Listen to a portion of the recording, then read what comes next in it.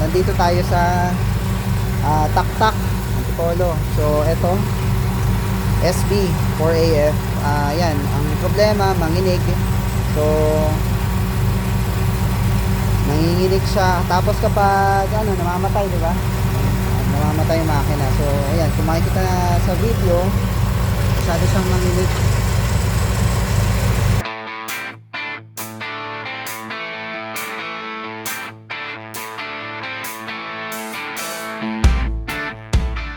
Vacuum reading niya mababa.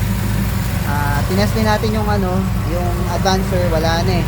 Singaw na siya pareha, so in-advise natin papalitan siya. Okay, tapos ang napansin natin yung isa pa, ito, yan, yung bimetal, merong tali. So posible na ito yung focus ng vacuum leak, kaya dito mababa. So yan. Tapos timing naman niya naka 10 degrees. Pero i-adjust pa natin yung timing kasi manginig yung makina. So yung kanyang vacuum reading ngayon.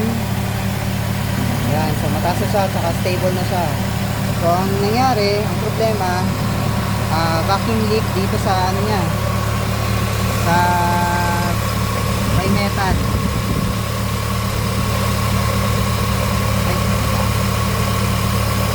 Ayan, so doon sa bimetal niya, ayan, so dahil nga siya, ginawan lang ng paraan yung bimetal, niremedyo. So doon siya nag-leak, kaya binaypasan natin yung bimetal. Kaya ito yung reading niya ngayon, mas mataas na siya, maganda, tapos stable. Nag-adjust din tayo ng ignition timing.